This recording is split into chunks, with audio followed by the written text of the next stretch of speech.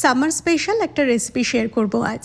প্রচণ্ড গরমে মাঝে মাঝে রান্নাঘরে গিয়ে খাবার বানাতেও ইচ্ছে করে না, আর অতিরিক্ত গরমের কারণে মাঝে মাঝে লাঞ্চটাও স্কিপ করতে ইচ্ছে করে।